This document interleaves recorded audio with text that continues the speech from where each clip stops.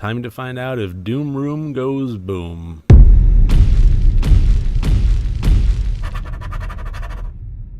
Hello and welcome to Rotted Review of the Day, and today I am taking a look at the 2019 movie Doom Room. Now, when I say this is a 2019 movie, this got a little confusing for me because after having watched it and then done a little research on it, I found that all of the actors in this one also starred in a 2013 movie called Nightmare Box, which appears to be the exact same movie. And when I followed the Facebook page to Nightmare Box, it said, hey, the title has been changed to Doom Room. That's not entirely unusual for a horror film, honestly, to be made in a particular year and take several years to find distribution, and during the course of that time have its title changed. It is, however, quite unusual for it to have two separate IMDb entries. So regardless, this is a 2013 made movie that is being distributed in 2019 under the title of Doom Room and is now available. So, that out of the way, what I found with this movie is something that tried very, very hard to be clever. It failed spectacularly at it pretty much right away, and whatever mystery it had was no longer present, and still somehow managed to eke out a fairly compelling character storyline. Tragic, heartbreaking, and compelling, and I was very genuinely surprised by that. But to get into more details than that, let's get into the categories. As always, 4 different categories, each one worth up to 25 points for a total possible score of 100 points.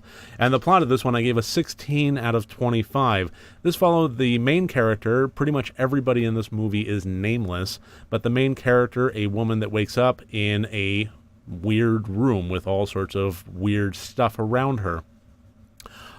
She is not shackled or anything, but she is nonetheless locked in this room, and she doesn't know why she's there. She doesn't know where she is. She doesn't know who she is. And the entirety of the movie is her fleshing that information out. And one of the ways that she does that is through a series of interactive characters that seem to pop in and out of the room willy-nilly. There's no rhyme or reason to it. They just are this cavalcade of a cast that somehow pops in and out. And the number, if I were to take a look at the screenplay of this and do a find for the question mark character, it would probably be numerous within this one. There was a lot of questions asked and a lot of vague answers leading to more questions, leading to more vague answers, leading to more questions. But that's ultimately kind of the point of it, is trying to figure out what is going on. And just following the rules of mystery and logic and horror movies in general, the mystery of what was going on was not that clever. They really had it figured out pretty well within the first 5 minutes, certainly the first 10 minutes. And then the movie really changed for me. First of all, it wasn't scary anymore.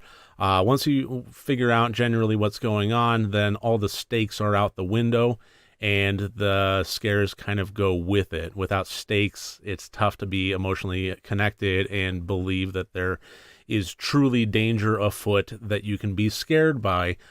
Through the eyes of the protagonist and thus through the eyes of the audience. And I think based on that, the horror elements of this one fell a bit flat, and it was just a bit unfortunate. However, as you started to learn more about what the character was doing there, why she was there, who she is, what is going on, the more I found myself really drawn in to the storyline, and I thought that was really surprising. I'd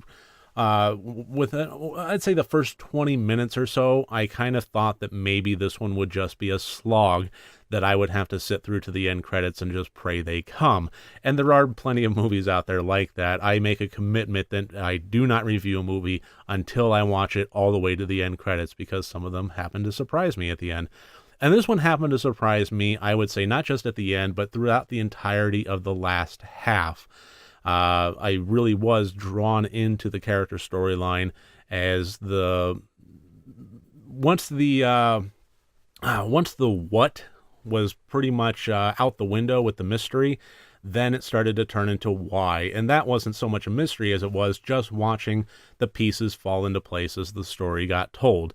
And that was the part that I actually really liked about this one. It was heartbreaking, and I really, really liked it. So weighing all of that, as it was written, I did give it a 16 out of 25 points. The intent, I gave a 10 out of 25 because this really was trying to be awfully clever. It was trying to be a mystery, and it was trying to be scary, and I really don't think any of those elements landed at all. Again, once the mystery, the veil was lifted, all the scares went with it. But regardless, I think that it was also trying to give a very compelling storyline and unfold a tragedy and genuinely deliver a good storytelling component to this one. And on that level, I would say that it actually did succeed. The acting, I gave a 17 out of 25. Some of the performances were over the top and hammy, and I have a feeling that that was kind of almost the point of them. Once you figure out the mystery, then you kind of figure out what the other characters are about, the ones that flit in and out of the room, and over the top is actually kind of an elemental part of the characters. Regardless, it still felt a bit forced, but some of the characters in this one, some of the acting performances, I genuinely liked, and I think the character played by Nicholas Ball, who is an older gentleman in this one, was the standout performance. But I also have to give credit to Johanna Stanton, who is the main character, the nameless woman that is trying to figure things out. She actually did do a pretty compelling performance in this one. So between those two actors, I actually really did like the acting performances in this one, and I wouldn't say that anybody, even over the top, did a bad job. So kudos all around on that one. The technical, I gave a 13 out of 25. There really wasn't anything special or out of the ordinary or spectacular about this one, but I would be lying if I said it was bad at all. I mean, there was no real technical flaws of this one that's really stood out and took me out of the movie, be that camera work or editing or direction. I thought it was average and competent, so middle of the road, 13 out of 25. And that gives us a total of 56 out of 100 points. I'm honestly having a lot of difficulty on whether or not I would recommend this movie. I can see it being rather polarizing. I wound up enjoying it when the end credits rolled, but I can see people having some difficulty getting through that first act at the very least. It doesn't break any new ground. Attempts at being clever kind of fall flat. There's really no scares to it, in my opinion.